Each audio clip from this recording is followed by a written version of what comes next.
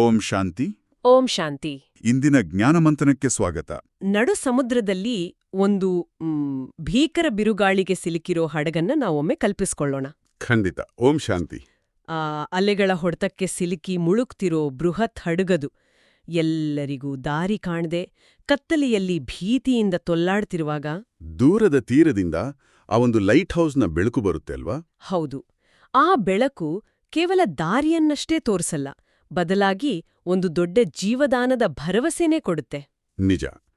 ಅಂದ್ರೆ ಇಂದಿನ ನಮ್ಮ ಈ ಜ್ಞಾನಮಂಥನದಲ್ಲಿ ಈ ತಮೋಪ್ರಧಾನ ಜಗತ್ತು ಅನ್ನೋ ಮುಳುಗುತ್ತಿರುವ ಹಡಗಿನಲ್ಲಿರುವ ನಮ್ಗೆಲ್ಲ ಶಿವಬಾಬಾ ಅವರ ಜ್ಞಾನ ಹೇಗ ಲೈಟ್ ಹೌಸ್ ತರ ದಾರಿ ತೋರಿ ಪಾರು ಮಾಡ್ತಿದೆ ಅನ್ನೋದನ್ನ ನಾವು ಆಳವಾಗಿ ನೋಡಲಿದ್ದೇವೆ.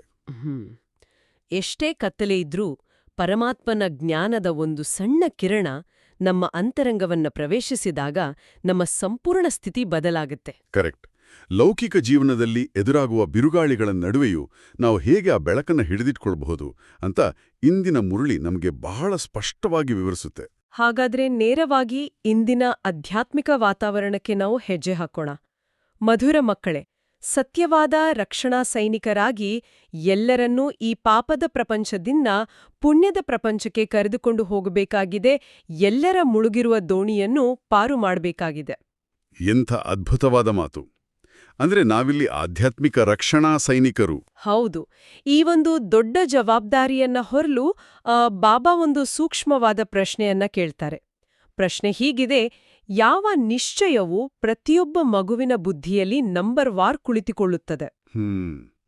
ಇದು ಬಹಳ ಆಳವಾದ ಪ್ರಶ್ನೆ. ಇದಕ್ಕೆ ಬಾಬಾ ಅವರ ಉತ್ತರ ಏನು ಅಂತ ನೋಡೋಣ. ಉತ್ತರ ಹೀಗಿದೆ: ಪತಿತ ಪಾವನ ನಮ್ಮ ಅತಿಪ್ರಿಯ ತಂದೆಯು ನಮಗೆ ಸ್ವರ್ಗದ ಆಸ್ತಿಯನ್ನು ಕೊಡುತ್ತಿದ್ದಾರೆ. ಈ ನಿಶ್ಚಯವು ಪ್ರತಿಯೊಬ್ಬರ ಬುದ್ಧಿಯಲ್ಲಿ ನಂಬರ್ ವಾರ್ ಕುಳಿತುಕೊಳ್ಳುತ್ತದೆ. ಅಂದ್ರೆ ಕೇವಲ ನಂಬಿಕೆ ಇದ್ರೆ ಸಾಲದು, ಮುಂದುವರೆದು ಬಾಬಾ ವಿವರಿಸ್ತಾರೆ. ಒಂದು ವೇಳೆ ಯಾರಿಗಾದರೂ ಪೂರ್ಣ ನಿಶ್ಚಯವಾಗಿ ಬಿಟ್ರೂ ಸಹ ಮಾಯೆಯು ಸನ್ಮುಖದಲ್ಲಿ ನಿಂತಿದೆ. ತಂದೆಯನ್ನು ಮರೆತು ಹೋಗ್ತಾರೆ, ಅನುತ್ತೀರ್ಣರಾಗಿ ಬಿಡ್ತಾರೆ. ಇದು ನಮ್ಗೆಲ್ಲರಿಗೂ ಅನುಭವ ಆಗಿರೋ ವಿಷಯ ಅಲ್ವಾ? ನಾವೆಲ್ಲರೂ ಭಗವಂತನೇ ನಮ್ಗೆ ಕಲಿಸ್ತಿದ್ದಾನೆ ಅಂತ ಒಪ್ಕೋತೀವಿ, ಆದ್ರೂ ನಮ್ಮ ಸ್ಥಿತಿ ಪದೇ ಪದೇ ಕದಡತೆ. ಬಾಬಾ ಉತ್ತರದ ಕೊನೆಯಲ್ಲಿ ಹೇಳ್ತಾರೆ, ಯಾರಿಗೆ ನಿಶ್ಚಯವು ಕುಳಿತುಕೊಳ್ಳುವುದೋ ಅವರು ಪಾವನರಾಗುವ ಪುರುಷಾರ್ಥದಲ್ಲಿ ತೊಡಗುತ್ತಾರೆ. ಈಗ ಮನೆಗೆ ಹೋಗಬೇಕೆಂದು ಬುದ್ಧಿಯಲ್ಲಿರುತ್ತದೆ. ನೋಡಿ, ನಮಗೆ 100% ನಿಶ್ಚಯ ಇದೆ ಅಂತ ನಾವು ಅನ್ಕೋತೀವಿ. ಆದ್ರೆ ಕಚೇರಿಯಲ್ಲಿ ಯಾರೋ ಒಬ್ರು ನಮ್ಮನ್ನ ಟೀಕಿಸಿದಾಗ ಅಥವಾ ಮನೆಯಲ್ಲಿ ಸಣ್ಣ ವಾದವಿವಾದ ನಡೆದಾಗ ತಕ್ಷಣವೇ ನಮ್ಮ ಆ ನಿಶ್ಚಯ ಎಲ್ಲಿಯೋ ಕಣ್ಮರೆಯಾಗ್ಬಿಡತ್ತೆ. ಹೌದು, ನಮಗೆ ಆ ಕ್ಷಣದಲ್ಲಿ ಬಾಬಾ ನೆನ್ಪಿರಲ್ಲ. ಬದಲಾಗಿ ಆ ಪರಿಸ್ಥಿತಿಯ ಮೇಲೆಯೇ ನಮ್ಮ ಸಂಪೂರ್ಣ ಗಮನ ಇರುತ್ತೆ. ಇದಕ್ಕೆ ಮೂಲ ಕಾರಣ ನಮ್ಮೊಳಗಿನ ದೇಹಾಭಿಮಾನ. ಅಂದ್ರೆ ನಾವು ಜ್ಞಾನದಲ್ಲಿದ್ರೂ 63 ಜನ್ಮಗಳ ಆ ದೇಹಾಭಿಮಾನದ ಸಂಸ್ಕಾರಗಳು ನಮ್ಮ ಆಳದಲ್ಲಿ ಬೇರೂರಿವೆ. ನಿಜ. ಮಾಯೆಯೂ ಬೇರಾವುದೋ ರೂಪದಲ್ಲಿ ಬರಲ್ಲ. ಅದು ನಮ್ಮದೇ ಹಳೆಯ ಸಂಸ್ಕಾರಗಳ ಮೂಲಕ, ನಮ್ಮ ಅಪೇಕ್ಷೆಗಳ ಮೂಲಕ ಸನ್ಮುಖದಲ್ಲಿ ಬಂದು ನಿಲ್ತತ್ತೆ. ಆದ್ರೆ ಯಾರ ಬುದ್ಧಿಯಲ್ಲಿ ನಾನು ಈ ಪ್ರಪಂಚದವನ್ನಲ್ಲ, ನಾನು ಮನೆಗೆ ಮರಳಬೇಕು ಅನ್ನೋ ನಿಶ್ಚಯ ಆಳವಾಗಿರುತ್ತೋ ಅವರ ಪುರುಷಾರ್ಥ ಎಂದಿಗೂ ನಿಲ್ಲಲ್ಲ ಅಲ್ವಾ? ಖಂಡಿತ. ಅವರು ಮಾಯೆಯ ದಾಳಿಯನ್ನ ಕೇವಲ ಒಂದು ಪರೀಕ್ಷೆಯಾಗಿ ನೋಡ್ತಾರೆ. ಆ ಮನೆಗೆ ಮರಳಬೇಕು ಅನ್ನೋ ಎಚ್ಚರವೇ ನಮ್ಮನ್ನ ಸುರಕ್ಷಿತವಾಗಿಡುತ್ತೆ. ಇದೇ ನಿಟ್ಟಿನಲ್ಲಿ ಮುರಳಿಯಲ್ಲಿ ಸಮಯದ ಬಗ್ಗೆ ಒಂದು ಅದ್ಭುತವಾದ ವಿಷಯ ಇದೆ. ಹೌದು, ಅಮೃತ ವೇಳೆಯ ಮಹತ್ವ. ಸತ್ಯಯುಗದಲ್ಲಿ ಎಲ್ಲವೂ ಸದಾ ಗುಡ್ಡಾಗಿರುತ್ತೆ. Good morning, good day, good night ಅಂತ ಬಾಬಾ ವಿವರಿಸ್ತಾರೆ. ಆದ್ರೆ ಈ ಸಂಗಮ ಯುಗದಲ್ಲಿ ನಮಗೆ ಅತ್ಯಂತ ಶುಭವಾಗಿರೋದು ಅಮೃತ ವೇಳೆ. ಸತ್ಯಯುಗದಲ್ಲಿ ಇಡೀ ದಿನವೂ ಶುಭವಾಗಿರುವಾಗ ಇಲ್ಲಿ ಕೇವಲ ಅಮೃತ ವೇಳೆಗೆ ಮಾತ್ರ ಅಷ್ಟು ಮಹತ್ವ ಯಾಕೆ ಅಂದ್ರೆ, ಇಡೀ ಜಗತ್ತು ನಿದ್ರೆಯಲ್ಲಿರುವಾಗ ತಮೋಪ್ರಧಾನ ಪ್ರಪಂಚದ ಆಕರ್ಷಣೆಗಳು ಮತ್ತೆ ವಿಕಂಪನೆಗಳು ಅತ್ಯಂತ ಶಾಂತವಾಗಿರುತ್ತೆ. ಕರೆಕ್ಟ್. ನಾವೀಗ ಯೋಗೇಶ್ವರ ಮತ್ತು ಯೋಗೇಶ್ವರಿಯಾಗಿದ್ದೀವಿ. ನಿರಾಕಾರ ಈಶ್ವರನೇ ಖುದ್ದಾಗಿ ಬಂದು ನಮಗೆ ಯೋಗ ಕಲ್ಸಿ ನಮ್ಮನ್ನ ಜ್ಞಾನೇಶ್ವರರನ್ನಾಗಿ ಮಾಡ್ತಿದ್ದಾರೆ. ಈ ನೇರ ಸಂಪರ್ಕಕ್ಕೆ ಯಾವುದೇ ಲೌಕಿಕ ಅಡೆತಡೆಗಳಿಲ್ಲದ ಸಮಯವೇ ಅಮೃತವೇಳೆ. ಲೌಕಿಕ ಗುರುಗಳ ಬಗ್ಗೆ ಯೋಚಿಸಿದಾಗ ಒಂದು ದೊಡ್ಡ ವ್ಯತ್ಯಾಸ ಎದ್ದು ಕಾಣುತ್ತೆ ನಮ್ಗೆ. ಇಂದಿನ ಜಗತ್ತಿನಲ್ಲಿ ಮನುಷ್ಯರು ಅನೇಕ ಆಧ್ಯಾತ್ಮಿಕ ಗುರುಗಳನ್ನ, ಪ್ರಭಾವಿ ವ್ಯಕ್ತಿಗಳನ್ನ ಭಗವಂತನೆಂದೇ ಆರಾಧಿಸ್ತಾರೆ. ಭಗವತಿ ಅಂತ ಕರೆಯಲಾಗಲ್ಲ. ಭಕ್ತಿ ಮಾರ್ಗದಲ್ಲಿ ನಮಗೆ ಸಿಗೋದು ಕೇವಲ ಶಾಸ್ತ್ರಗಳ ಅಥಾರಿಟಿ. ಶಾಸ್ತ್ರಗಳನ್ನು ಓದಿ ನಾವು ತಾತ್ಕಾಲಿಕ ಶಾಂತಿ ಪಡೀಬೋದು. ಆದ್ರೆ ಬಾಬಾ ಸೃಷ್ಟಿಯ ಆದಿ ಮಧ್ಯ ಅಂತ್ಯದ ಸಂಪೂರ್ಣ ಅಥಾರಿಟಿಯಾಗಿದ್ದಾರೆ. ನಿಜ, ಸತ್ಯದ ಸಂಘವೂ ನಮ್ಮನ್ನ ಮೇಲೆತ್ತುತ್ತೆ, ಅದೇ ಕೆಟ್ಟ ಸಂಘವೂ ನಮ್ಮನ್ನು ಮುಳುಗಿಸುತ್ತೆ. ಇಂದು ನಮ್ಮ ಮಾನಸಿಕ ದೋಣಿ ಮುಳುಗಲು ಕಾರಣವೇ ಆ ಅಸತ್ಯದ ಸಂಘ. ಮುಳುಗುತ್ತಿರುವ ದೋಣಿಯ ಈ ರೂಪಕವನ್ನ ಬಾಬಾ ಮತ್ತಷ್ಟು ವಿಸ್ತರಿಸ್ತಾರೆ. ಭಾರತವೂ ಈಗ ಮುಳುಗುತ್ತಿರುವ ಹಡಗಾಗಿದೆ, ಇದು ಪಾಪದ ನಗರ ಅಂತ ಹೇಳ್ತಾರೆ. ಹೊರಗಿನಿಂದ ನೋಡಿದ್ರೆ ಜಗತ್ತು ತಾಂತ್ರಿಕವಾಗಿ ಬಹಳ ಮುಂದುವರೆದಿದೆ ಅಂತ ಲೌಕಿಕ ಬುದ್ಧಿ ಹೇಳುತ್ತೆ. ಆದ್ರೆ ಅಂತರಂಗದಲ್ಲಿ ನಾವೆಲ್ಲರೂ ಆ ಸತೋಪ್ರಧಾನ ಸ್ಥಿತಿಯಿಂದ ನಿಧಾನವಾಗಿ ಮೆಟ್ಟಿಲುಗಳನ್ನ ಇಳಿಯುತ್ತಾ ಇಂದು ಸಂಪೂರ್ಣ ತಮೋಪ್ರಧಾನ ಸ್ಥಿತಿಗೆ ಬಂದು ತಲುಪಿದ್ದೀವಿ. ಅದಕ್ಕಾಗಿಯೇ ಬಾಬಾ ನಮ್ಮನ್ನ ಆಧ್ಯಾತ್ಮಿಕ ರಕ್ಷಣಾ ಸೈನಿಕರನ್ನಾಗಿ ಮಾಡಿದ್ದಾರೆ. ಇಲ್ಲಿ ಭೌತಿಕವಾಗಿ ಯಾರನ್ನೂ ನೀರಿನಿಂದ ಮೇಲೆತ್ತುವುದಲ್ಲ, ಬದಲಾಗಿ ಜ್ಞಾನದ ಮೂಲಕ ಅವರ ಮನಸ್ಸನ್ನ ಮೇಲೆತ್ತುವುದು. ಹೌದು, ವಿಶೇಷವಾಗಿ ಕನ್ಯರು ಮತ್ತು ಮಾತಿಯರ ಮೂಲಕ ಇಡೀ ಜಗತ್ತಿನ ಉದ್ಧಾರ ಮಾಡುವ ಕಾರ್ಯ ನಡೀತಿದೆ. ಜಗತ್ತು ದುಃಖದಲ್ಲಿ ತತ್ತರಿಸುತ್ತಿರುವಾಗ ಓ ಗಾಡ್ ಫಾದರ್ ಅಂತ ಕರೀತೆ. ಕೇವಲ ಒಬ್ಬ ಲೌಕಿಕ ಗುರುವಿಗೆ ಮೊರೆ ಹೋಗಲ್ಲ, ಯಾಕಂದ್ರೆ ಆಂತರಿಕವಾಗಿ ಪ್ರತಿಯೊಂದು ಆತ್ಮಕ್ಕೂ ಗೊತ್ತು ಪತಿತ ಪಾವನ ಮತ್ತು ಸದ್ಗತಿದಾತನಾಗಲು ಆ ಒಬ್ಬ ನಿರಾಕಾರ ತಂದೆಗೆ ಮಾತ್ರ ಸಾಧ್ಯ ಅಂತ. ಇಲ್ಲೊಂದು ಗುಹ್ಯ ರಹಸ್ಯ ಇದೆ. ಬಾಬಾ ಸಾಧಾರಣ ತನುವಿನಲ್ಲಿ ಅಂದ್ರೆ ಬ್ರಹ್ಮಬಾಬಾನಲ್ಲಿ ಪ್ರವೇಶ ಮಾಡ್ತಾರೆ. ಆಗ ಬ್ರಹ್ಮಬಾಬಾ ಶಿವಬಾಬಾಗೆ ಸ್ತ್ರೀಯೂ ಆಗ್ತಾರೆ, ಮಗನೂ ಆಗ್ತಾರೆ ಮತ್ತು ನಮ್ಮೆಲ್ಲರನ್ನ ದತ್ತು ಪಡೆಯುವ ಕಾರಣ ದೊಡ್ಡ ತಾಯಿಯೂ ಆಗ್ತಾರೆ. ಇದು ಸೃಷ್ಟಿಯ ಅತ್ಯಂತ ಸುಂದರವಾದ ಆಧ್ಯಾತ್ಮಿಕ ರಹಸ್ಯ. ನಿರಾಕಾರ ಪರಮಾತ್ಮನಿಗೆ ತನ್ನದೇ ಆದ ಭೌತಿಕ ಶರೀರವಿಲ್ಲ. ಆತನು ಆತ್ಮಗಳನ್ನ ದತ್ತು ಪಡೆಯಲು ಒಂದು ಮಾಧ್ಯಮದ ಅವಶ್ಯಕತೆ ಇದೆ. ಆತನು ಬ್ರಹ್ಮತನುವಿನಲ್ಲಿ ಪ್ರವೇಶಿಸಿದಾಗ ಆ ಬ್ರಹ್ಮತನುವು ತಾಯಿಯ ಪಾತ್ರವನ್ನ ವಹಿಸುತ್ತೆ, ಯಾಕಂದ್ರೆ ಜನ್ಮ ನೀಡುವುದು ತಾಯಿಯ ಕೆಲ್ಸ. ಅದೇ ಸಮಯದಲ್ಲಿ ಪರಮಾತ್ಮನು ಜ್ಞಾನದ ಬೀಜವನ್ನ ಬಿತ್ತುವುದರಿಂದ ಬ್ರಹ್ಮವು ಸ್ತ್ರೀ ಸಮಾನ ಮತ್ತು ಪರಮಾತ್ಮನ ಆಸ್ತಿಯನ್ನ ಪಡೆಯುವ ಮೊದಲ ಮಗನಾಗಿಯೂ ಬ್ರಹ್ಮ ಕಾರ್ಯನಿರ್ವಹಿಸ್ತಾರೆ. ಈ ಗುಹ್ಯ ವಿದ್ಯೆಯನ್ನ ಅರ್ಥ ಮಾಡ್ಕೊಂಡಾಗ ಮಾತ್ರ ನಮಗೆ ತಾತನಿಂದ ಅಂದ್ರೆ ಶಿವಬಾಬಾನಿಂದ ಸಿಗುವ ಆ 21 ಜನ್ಮಗಳ ಸ್ವರ್ಗದ ಆಸ್ತಿಯ ಸಂಪೂರ್ಣ ಚಿತ್ರಣ ಸ್ಪಷ್ಟವಾಗುತ್ತೆ. ಲೌಕಿಕದಲ್ಲಿ ತಂದೆ ಬೇರೆ, ಶಿಕ್ಷಕ ಬೇರೆ, ಗುರು ಬೇರೆ. ಆದರೆ ಇಲ್ಲಿ ತಂದೆ, ಶಿಕ್ಷಕ ಮತ್ತು ಸದ್ಗುರು ಎಲ್ಲವೂ ಆ ಒಬ್ಬನೇ ಆಗಿದ್ದಾನೆ. ಇದು ಸತ್ಯ ತಂದೆಯ ಮೂಲಕ ಮಾಡುವ ಸತ್ಯ ಸಂಪಾದನೆ. ಈ ಜ್ಞಾನವನ್ನ ಪಡೆದು ನಾವು ಲಕ್ಷ್ಮೀನಾರಾಯಣರಂತೆ ಯಾವುದೇ ಶಿಕ್ಷೆಯನ್ನ ಅನುಭವಿಸದೆ ಗೌರವಪೂರ್ಣವಾಗಿ ತೇರ್ಗಡೆಯಾಗಬೇಕು, ಅಂದ್ರೆ ಸ್ಕಾಲರ್ಶಿಪ್ ಪಡಿಬೇಕು ಅಂತ ಬಾಬಾ ಹೇಳ್ತಾರೆ. ನಾವು ಇತರ ಧರ್ಮಗಳ ಜ್ಞಾನ ಮತ್ತು ಬಾಬಾ ನೀಡುವ ಜ್ಞಾನವನ್ನ ಹೋಲಿಸಿ ನೋಡಿದ್ರೆ ಒಂದು ದೊಡ್ಡ ವ್ಯತ್ಯಾಸ ಅರಿವಿಗೆ ಬರುತ್ತೆ. ಲೌಕಿಕದಲ್ಲಿ ಧರ್ಮಗಳ ಜ್ಞಾನವು ಪುಸ್ತಕಗಳ ಮೂಲಕ ಪರಂಪರೆಯಾಗಿ ಮುಂದುವರಿಯುತ್ತೆ. ಆದರೆ ಬಾಬಾ ನೀಡುವ ಈ ರಾಜಯೋಗದ ಜ್ಞಾನ ಸತ್ಯಯುಗದಲ್ಲಿ ಪ್ರಾಯಃ ಲೋಪವಾಗುತ್ತೆ. ಇದು ಬಹಳ ಆಸಕ್ತಿದಾಯಕ. ಜ್ಞಾನವು ಪ್ರಾಯಃ ಲೋಪವಾಗುತ್ತೆ ಅಂದ್ರೆ ಸತ್ಯಯುಗದಲ್ಲಿ ಭಗವಂತನ ಅಥವಾ ಈ ಜ್ಞಾನದ ಅವಶ್ಯಕತೆ ಇರಲ್ವಾ? ಖಂಡಿತ ಇರಲ್ಲ. ಯಾಕಂದ್ರೆ ಅಲ್ಲಿ ಆತ್ಮಗಳು ಈಗಾಗ್ಲೇ ತಮ್ಮ ಪ್ರಾರಬ್ಧವನ್ನ ಪಡೆದಿರ್ತಾರೆ. ಕಾಯಿಲೆ ಇದ್ದಾಗ ಮಾತ್ರ ಔಷಧಿಯ ಅವಶ್ಯಕತೆ ಇರುತ್ತೆ. ಸಂಪೂರ್ಣ ಆರೋಗ್ಯವಂತರಾದ ಮೇಲೆ ಔಷಧಿಯ ಅಗತ್ಯವೇನೂ ಅಲ್ವಾ?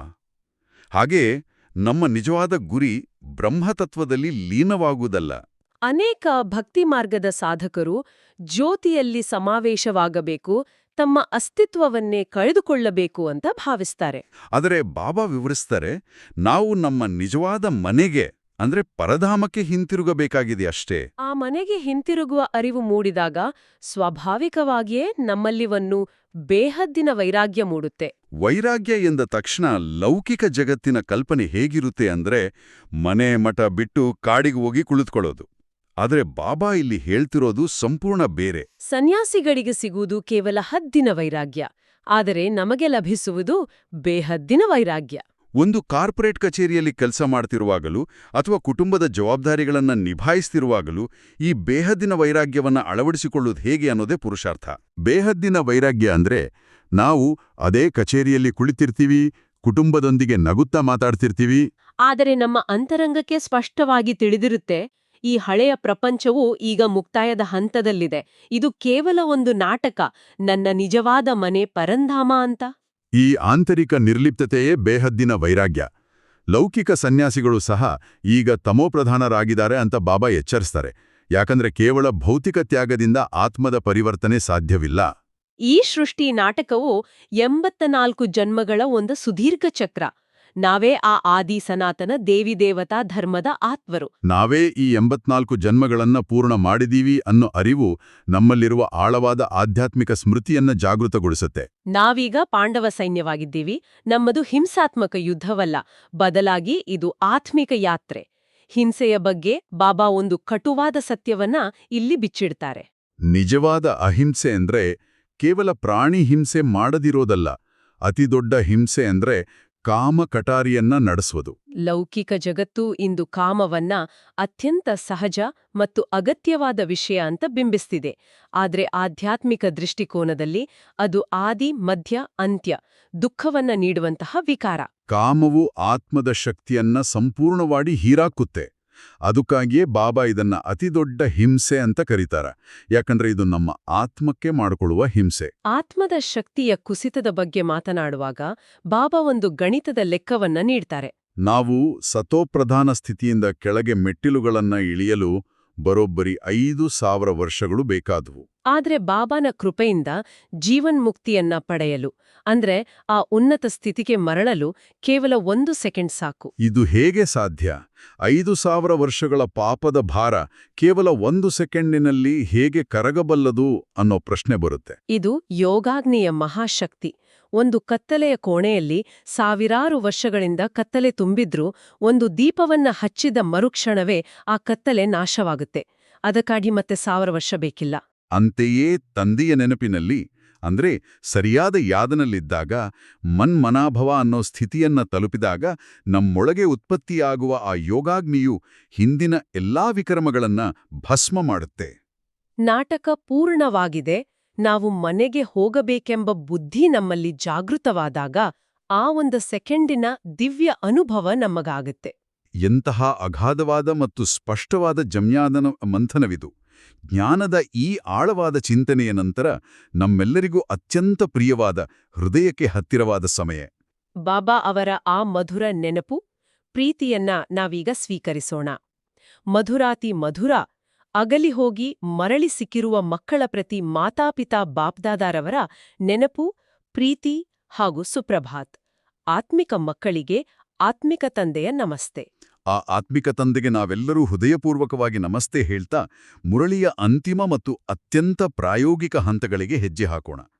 ಧಾರಣೆಗಾಗಿ ಬಾಬಾ 2 ಮುಖ್ಯ ಅಂಶಗಳನ್ನು ನೀಡಿದ್ದಾರೆ. ಮೊದಲನೆಯದಾಗಿ, ನಾವು ಗೌರವಪೂರ್ಣವಾಗಿ ತೇರ್ಗಡೆಯಾಗಲು ಯಾವುದೇ ಶಿಕ್ಷೆಗಳಿಂದ ಮುಕ್ತರಾಗುವ ಪುರುಷಾರ್ಥ ಮಾಡಬೇಕು. ನಿರಂತರ ತಂದೆಯ ನೆನಪಿನಲ್ಲಿರುವುದರ ಮೂಲಕವೇ ನಾವು ಸ್ಕಾಲರ್ಶಿಪ್ ಪಡಿಬೇಕು. ಇದನ್ನ ಪ್ರಾಯೋಗಿಕವಾಗಿ ಅಳವಡಿಸಿಕೊಳ್ಳುವಂದ್ರೆ ನಮ್ಮ ದಿನನಿತ್ಯದ ಕೆಲಸಗಳಲ್ಲಿ, ಅದು ಅಡುಗೆ ಮಾಡ್ತಿರ್ಬೋದು ಅಥವಾ ಕಚೇರಿಯ ಲ್ಯಾಪ್ಟಾಪ್ ಮುಂದೆ ಕುಳಿತಿರ್ಬೋದು.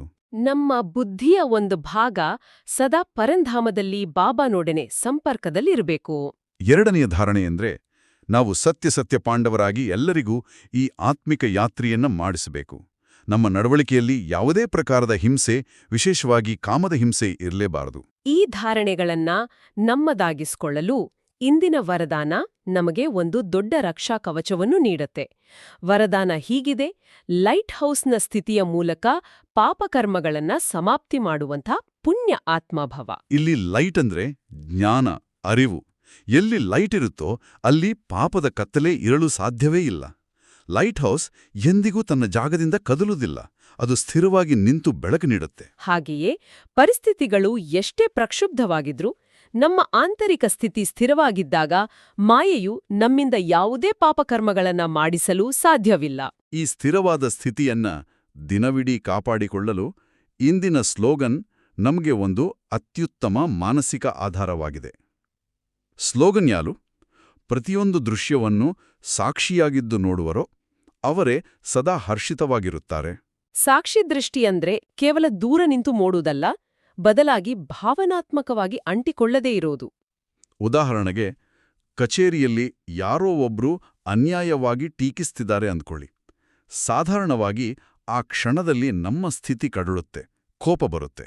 ಆದ್ರೆ ಸಾಕ್ಷಿ ದೃಷ್ಟಿಯನ್ನ ಅಳವಡಿಸ್ಕೊಂಡಾಗ ಆ ಸನ್ನಿವೇಶವನ್ನ ನಾಟಕದ ಒಂದು ದೃಶ್ಯದಂತೆ ನೋಡ್ತೀವಿ. ಓಹೋ, ಈ ಆತ್ಮವು ತನ್ನ ಪಾತ್ರವನ್ನ ನಿರ್ವಹಿಸ್ತಿದೆ ಅನ್ನೋ ಅರಿವು ಬಂದ ತಕ್ಷಣ ನಮ್ಮ ಮೇಲಿನ ಭಾವನಾತ್ಮಕ ಹೊರೆ ಕಳಚಿಬಿಯುತ್ತೆ. ನಾವು ಹರ್ಷಿತರಾಗಿ ಉಳಿಯುತ್ತೇವೆ. ಮತ್ತು ಇದೇ ಸಾಕ್ಷಿ ದೃಷ್ಟಿಯು ಇಂದಿನ ಅವ್ಯಕ್ತ ಸೂಚನೆಯೊಂದಿಗೆ ನೇರವಾಗಿ ಬೆಸೆದುಕೊಂಡಿದೆ. ಅವ್ಯಕ್ತ ಸೂಚನೆ: ನಿಶ್ಚಯದ ಫೌಂಡೇಶನ್ ಬಲಗೊಳಿಸಿ, ಸದಾ ನಿರ್ಭಯ ಮತ್ತು ನಿಶ್ಚಿಂತರಾಗಿರಿ. ನಮ್ಮ ಜೀವನದಲ್ಲಿ ಏಕೆ ಹೀಗಾಯ್ತು, ಏನ್ ಮಾಡೋದು, ಹೇಗೆ ಪರಿಹರಿಸೋದು ಅನ್ನೋ ಪ್ರಶ್ನೆಗಳು ಬಂದಾಗ್ಲೇ ನಾವು ಚಿಂತೆಗೆ ಒಳಗಾಗೋದು. ಆ ಪ್ರಶ್ನೆಗಳನ್ನ ಕೈಬಿಡುವುದೇ ನಿಶ್ಚಯ. ಯಾರಿಗೆ ಸರ್ವಶಕ್ತಿವಂತನು ನನ್ನ ಜೊತೆಯಲ್ಲಿದ್ದಾನೆ ಅನ್ನೋ ಅಚಲವಾದ ಭರವಸೆ ಇದೆಯೋ ಅವರಿಗೆ ಈ ಏಕೆ, ಏನು ಅನ್ನೋ ಪ್ರಶ್ನೆಗಳು ಬರುವುದೇ ಇಲ್ಲ. ಅವರು ಸಂಪೂರ್ಣ ನಿರ್ಭಯರಾಗಿರ್ತಾರೆ. ಜ್ಞಾನದ ಈ ಎಲ್ಲಾ ಆಳವಾದ ಮಂಥನವನ್ನ ಕೇವಲ ಬುದ್ಧಿಯಲ್ಲಿಟ್ಟುಕೊಳ್ಳದೆ ನಮ್ಮ ಅಂತರಂಗದಲ್ಲಿ ಇಳಿಸಿಕೊಳ್ಳಲು ನಾವೀಗ ಒಂದು ಸಣ್ಣ ಧ್ಯಾನದ ಅಭ್ಯಾಸವನ್ನ ಮಾಡೋಣ. ನಮ್ಮ ಭೌತಿಕ ವಾತಾವರಣದಿಂದ ಗಮನವನ್ನ ಹಿಂದಕ್ಕೆ ತೆಗೆದುಕೊಂಡು ಸಂಪೂರ್ಣ ಪ್ರಶಾಂತತೆಯ ಕಡೆಗೆ ಸಾಗೋಣ. ನಿಮ್ಮ ಕಣ್ಣುಗಳನ್ನ ನಿಧಾನವಾಗಿ ಮುಚ್ಚಿ, ನಿಮ್ಮ ದೇಹವನ್ನ ಸಂಪೂರ್ಣವಾಗಿ ಸಡಿಲಗೊಳಿಸಿ, ಹೊರಗಿನ ಪ್ರಪಂಚದ ಎಲ್ಲಾ ಶಬ್ದಗಳನ್ನ, ಆಲೋಚನೆಗಳನ್ನ ದೂರ ಸರಿಸಿ. ನಿಮ್ಮನ್ನ ನೀವು ಭ್ರೂಕುಟಿಯ ಮಧ್ಯದಲ್ಲಿ ಬೆಳಗುತ್ತಿರುವ ಒಂದು ಪ್ರಕಾಶಮಾನವಾದ ಹೊಳೆಯುವ ಜ್ಯೋತಿಯ ಬಿಂದುವಾಗಿ ಕಲ್ಪಿಸಿಕೊಳ್ಳಿ. ನಾನು ಆತ್ಮ, ನಾನು ಪರಮ ಪವಿತ್ರ ತಂದೆಯ ಮಗು. ಮೇಲಿನಿಂದ, ಆ ನಿರಾಕಾರ ಶಿವಬಾಬಾನಿಂದ ದಿವ್ಯವಾದ ಶಕ್ತಿಯ ಕಿರಣಗಳು ನೇರವಾಗಿ ನನ್ನ ಮೇಲೆ ಸುರಿಯುತ್ತಿವೆ. ನಾನು ಒಂದು ಆಧ್ಯಾತ್ಮಿಕ ಲೈಟ್ ಹೌಸ್. ಬಾಬಾನ ಜ್ಞಾನದ ಕಿರಣಗಳು ನನ್ನ ಮೂಲಕ ಹರಿದು ಈ ಕತ್ತಲೆಯ ಪ್ರಪಂಚವನ್ನ ಬೆಳಗುತ್ತಿವೆ. ನನ್ನೊಳಗಿನ ಯೋಗಾಗ್ನಿ ಈಗ ಪ್ರಜ್ವಲಿಸುತ್ತಿದೆ. ಇದು ನನ್ನ ಹಿಂದಿನ ಎಲ್ಲ ವಿಕರ್ಮಗಳನ್ನ, ನನ್ನೊಳಗಿನ ಎಲ್ಲ ಚಿಂತೆಗಳನ್ನ ಸುಟ್ಟು ಭಸ್ಮ ಮಾಡುತ್ತಿದೆ.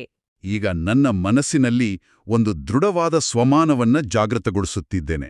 ನಾನು ಸಾಕ್ಷಿದೃಷ್ಟ, ನಾನು ಪುಣ್ಯಾತ್ಮ, ನನ್ನ ನಿಶ್ಚಯದ ಫೌಂಡೇಶನ್ ಅಚಲವಾಗಿದೆ. ಈ ಸೃಷ್ಟಿ ನಾಟಕದಲ್ಲಿ ಏನೇ ನಡೆದರೂ, ಎಂಥಾದ್ದೇ ಸನ್ನಿವೇಶಗಳು ಎದುರಾದರೂ ಆ ದೃಶ್ಯಗಳನ್ನ ನಾನು ಕೇವಲ ಒಬ್ಬ ಸಾಕ್ಷಿಯಾಗಿ ನಿರ್ಲಿಪ್ತವಾಗಿ ನೋಡುತ್ತಿದ್ದೇನೆ. ನನ್ನೊಳಗೆ ಯಾವುದೇ ಏಕೆ ಅಥವಾ ಹೇಗೆ ಅನ್ನ ಪ್ರಶ್ನೆಗಳಿಲ್ಲ. ನಾನು ಸಂಪೂರ್ಣ ನಿರ್ಭಯ, ಸಂಪೂರ್ಣ ನಿಶ್ಚಿಂತ. ಬಾಬಾನ ಪ್ರೀತಿಯ ಛತ್ರಛಾಯೆಯಲ್ಲಿ ನಾನು ಸದಾ ಸುರಕ್ಷಿತ. ಓಂ ಶಾಂತಿ. ಎಂಥ ಅದ್ಭುತವಾದ, ಭಾರವಿಲ್ಲದ ಅನುಭವ! ಈ ಶಕ್ತಿಶಾಲಿ ಲೈಟ್ ಹೌಸ್ ಸ್ಥಿತಿಯನ್ನ ಮತ್ತು ಸಾಕ್ಷಿ ದೃಷ್ಟಿಯನ್ನ ನಾವೆಲ್ಲರೂ ಇಂದಿನ ದಿನವಿಡೀ ನಮ್ಮ ಜೊತೆಯಲ್ಲಿಯೇ ಕಾಪಾಡಿಕೊಳ್ಳೋಣ. ನಮ್ಮ ಪ್ರತಿಯೊಂದು ಕರ್ಮದಲ್ಲೂ ಬಾಬಾ ಅವರ ನೆನಪು, ಆ ಯಾದ್ ಸದಾ ಇರ್ಲಿ. ನಾವು ಇಂದಿನ ಈ ಜ್ಞಾನ ಮಂಥನವನ್ನ ಮುಕ್ತಾಯಗೊಳಿಸುವ ಮುನ್ನ ಅಂತರಂಗದ ಚಿಂತನೆಗಾಗಿ ಒಂದು ಆಳವಾದ ಪ್ರಶ್ನೆಯನ್ನ ಬಿಟ್ಟು ಹೋಗ್ತಿದ್ದೇವೆ. ಯೋಚಿಸಿ ನೋಡಿ, ಜೀವನದಲ್ಲಿ ಪ್ರಸ್ತುತ ಎದುರಿಸುತ್ತಿರುವ ಅತ್ಯಂತ ಕಷ್ಟಕರವಾದ ಸನ್ನಿವೇಶವನ್ನ ಕೇವಲ ಈ ಸೃಷ್ಟಿ ನಾಟಕದ ಒಂದು ದೃಶ್ಯವೆಂದು ಸಂಪೂರ್ಣ ಸಾಕ್ಷಿಯಾಗಿ ನೋಡಲು ಸಾಧ್ಯವಾದರೆ ಆ ಕ್ಷಣದಲ್ಲಿಯೇ ಮನಸ್ಸಿನ ಸ್ಥಿತಿ ಎಷ್ಟೊಂದು ಹಗುರವಾಗಬಹುದು ಅಲ್ವಾ? ಈ ದಿನ ಈ ಒಂದು ಪ್ರಯೋಗವನ್ನ ಖಂಡಿತವಾಗಿ ಮಾಡಿ ನೋಡಿ. ಇದು ನಿಜಕ್ಕೂ ನಮ್ಮ ಜೀವನವನ್ನ ಬದಲಾಯಿಸುವಂತಹ ದೃಷ್ಟಿಕೋನ. ಇಂದಿನ ಈ ಜ್ಞಾನ ಮಂಥನದಲ್ಲಿ ನಮ್ಮೊಂದಿಗೆ ಜೊತೆಯಾಗಿದ್ದಕ್ಕಾಗಿ ಧನ್ಯವಾದಗಳು. ಸದಾ ಖುಷಿಯಾಗಿರಿ, ನಿಶ್ಚಿಂತರಾಗಿರಿ ಮತ್ತು ಇಡೀ ಜಗತ್ತಿಗೆ ಲೈಟ್ ಹೌಸ್ ಆಗಿ ಬೆಳಗುತ್ತಿರಿ. ಇಂದಿನ ದಿನವಿಡೀ ನಾವು ಚರ್ಚಿಸಿದ ಈ ಅವ್ಯಕ್ತ ಸ್ಥಿತಿಯನ್ನು ಅನುಭವಿಸಲು ಪ್ರಯತ್ನಿಸೋಣ ಮತ್ತು ಬಾಬಾರವರ ವರದಾನದ ಹಸ್ತ ಸದಾ ನಮ್ಮ ತಲೆಯ ಮೇಲಿದೆಯೆಂಬ ಸ್ಮೃತಿಯಲ್ಲಿರೋಣ.